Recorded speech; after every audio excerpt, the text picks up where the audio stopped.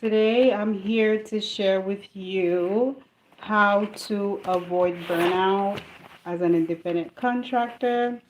This channel is for independent contractor who are in healthcare, who wants to get started. And I'm just sharing some tips with you to provide you with some guidance and support as you are embarking on this new journey. And if you are already on the journey, just to share with you those same tips so that it can make it a little easier. So we will get right into it. The tip number one is to plan everything. And when I mean plan everything, it's professional and personal. As you start your journey as an independent contractor, you you need to basically prepare everything and follow them as you prepare them, so that way it help you stay focused because you have a plan prepared. So Um, some examples of the plans that, excuse me, some examples of the plans could be that your schedule. If you're seeing clients, if that's part of the services that you're providing, and you have to see clients, the you would want to have a schedule on when you're seeing your clients and how often. And then you also want to schedule your billing. You want to schedule documentation. When you're planning on making calls. When are you planning on having meetings?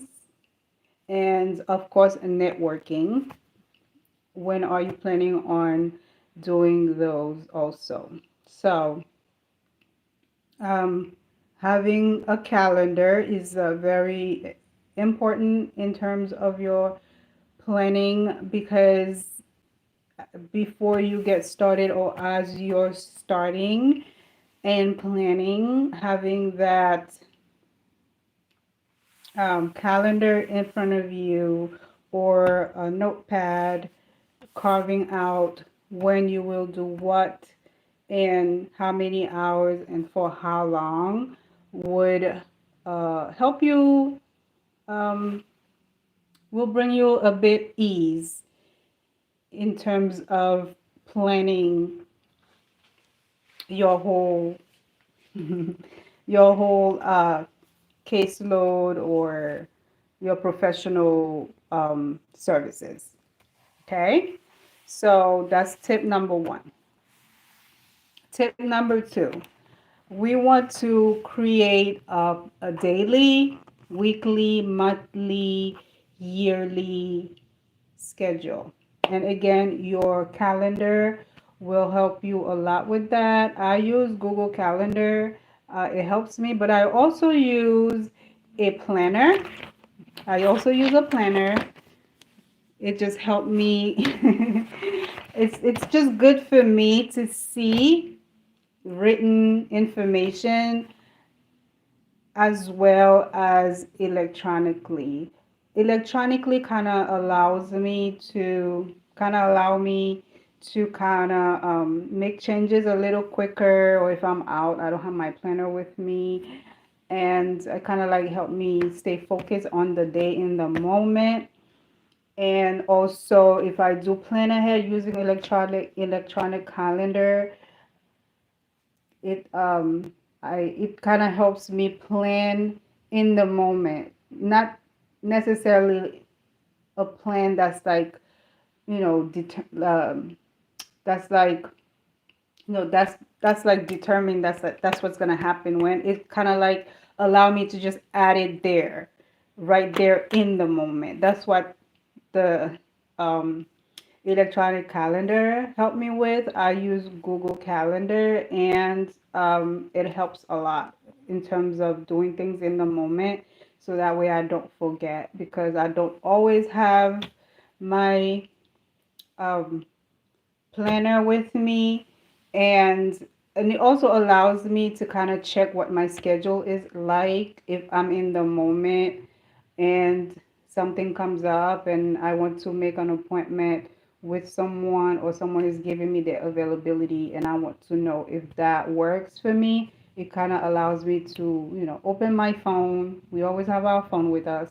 So it allows me to open my phone and check really quickly to see how my schedule look for that specific time and day, and then move forward in that way. So yeah. All right, so that was tip number 2, to schedule, to create schedule daily, weekly, monthly, yearly, whatever you need to schedule um, for for uh for for that, then you would do so. Okay. Um, Tip number 3 is to actually follow the schedule. Okay. Um, and it's okay to fall off. We will fall off. Sometimes we have to make changes. But for the most part, following the schedule do make our lives easier. Um, when we are dealing with other individuals, such as our clients, due to cancellation in either your part or theirs, that's flexible, because it's not just us by ourselves. Another individual sometimes makes it a little harder to stick to the schedule, because there are they have a change that comes up, and they can't be available for their service.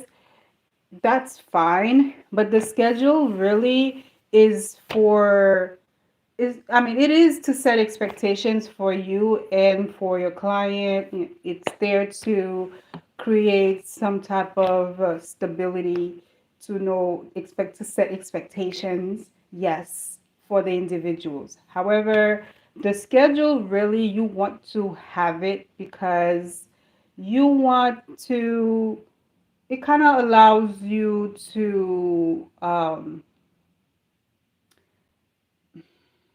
plan everything else aside from seeing your clients. Like um, when you have to go network, when you have to do your billing, if you have that, or when you have to do your documentations.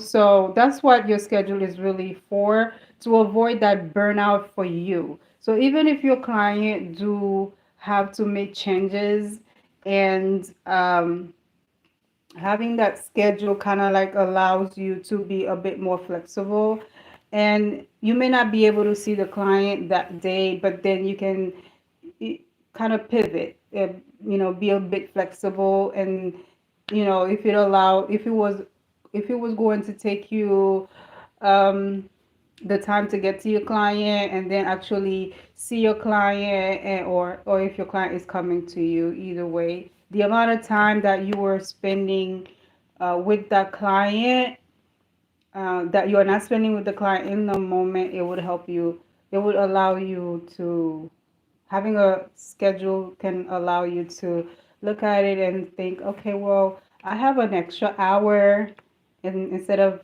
me letting it go to waste, let me do some of my billing, let me do some of my documentation, or whatever else is in that calendar. Or even if you just want to sit and relax and say, okay, I'm just gonna take a who's relax, take a little break for the moment, and then move forward to my next client, then that's fine.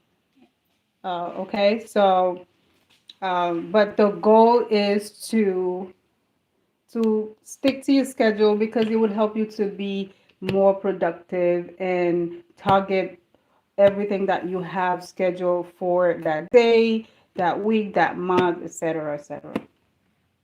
Okay, so now we're moving to the last tip, which is tip number 4, and that is to prioritize self-care. Now, you are in healthcare, and I know you know that a lot of um, providers who are in healthcare do experience a lot of burnout.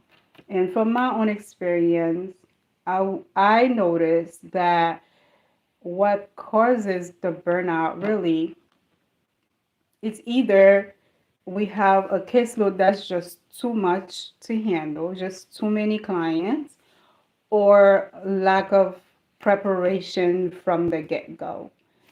And that's why I emphasize on planning, and that was the first tip. Before you get started, you plan ahead. Before you start seeing clients, you plan ahead. If you are starting for the first time, let's say at a school, and you know a lot of uh, let's say you're not working per hour, because there are contract work that are per hour, but even then when it's per hour, the time that is given to you for documentation is limited. So we always on crunch time as an independent contractor. So we do want to plan ahead. We want to know, um, we want to plan the schedule. We want to plan how long it will take us to do documentation. If we have to do billing separate from documentation, because depends on the setting, you may have to do both at the same time. But depends on other settings, you may have to do them separately, and that would take more time. So you want to know all of that ahead of time, and planning would help you do that. And that's why I mentioned planning as the first tip. Okay? Planning ahead is very important before you start seeing client. Plan. Okay? And so self-care is crucial. It's important. And when we do take on too much, we do experience burnout. So we want to provide our services. We want to serve our community, yes, and not by sacrificing ourselves, not by sacrificing our health. Nothing is worth that. So we want to avoid that. Before, we don't want it to get to that point. We don't want it to get even halfway there. But if you are halfway and you feel you need a breather, then take it by all means. But let's avoid even getting there in the first place by planning ahead, by taking as much as you can take, by not pushing ourselves too much and do too much too soon. Okay, so, and then when I say self-care, it's whatever bring you joy, you know. We do want to take the time to enjoy our lunch. We don't want to eat lunch while we're rushing. We don't want to eat lunch while driving. We don't want to eat lunch while providing the service to our clients. We don't want to eat our food while walking to the client's home. We don't want to just live on snack from leaving our home in the AM till the PM and then eat, because we don't have enough time. That's your desire, that's your diet, that's personal. I'll leave that there. However, if the reason is because you don't have enough time, that's not self-care. right? So we want to put time aside for that too. So as we are creating our calendar to provide our services professionally, we are also creating, putting in our calendar um, for to provide personal care for ourselves as well. So schedule lunchtime in there, dinner time, breakfast, whatever time you need to put in there because you be at work, then that's what you do. From the moment you wake up, your schedule should have both professional and personal um, things in the schedule that needs to be done. And that's the only way you can prioritize yourself until you know that's exactly what I will do. Some people, they don't compromise that, but there are people that get caught up in what they do and they forget to eat and they put it as a secondary, and that's no good. Our body needs fuel for energy so that we can support our community, but our community also want us to be supported as well, and we need to do that for ourselves. Okay, so beside the necessities, um, make time aside, put time aside to do the things you enjoy, even if it's once a week, even if it's once a month, like something you enjoy, something that brings you pleasure, something that brings you relaxation, whatever it is. If it's going out dancing, getting your nails done, um, learning something new, spending time with your loved ones. Even, yes, spending time with your loved ones is great, but you're still spending time with other individuals, but doing something just for you that has nothing else to do with someone else, that brings you joy, relaxation, pleasure, whatever it is that you're doing it for yourself, you should schedule that either daily, weekly, monthly, whatever, however, however often you need to schedule that, then go ahead and do that. Okay. So those are my 4 tips that I have for you today on how to avoid burnout as an independent contractor in healthcare. I hope those 4 tips were very helpful. And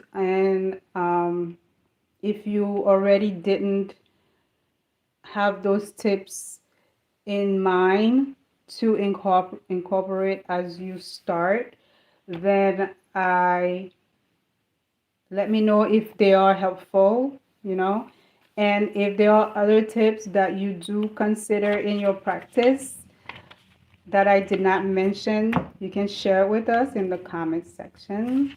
Thank you for being here. Thank you for watching the whole video. And before I go, I want to remind you to subscribe, click on the notification bell so you know when I go live or upload a video. And feel free to share any other tips with us in the comment. And that is it for this video, and I will see you in the next one. Until then, have a good one. Okay, bye-bye.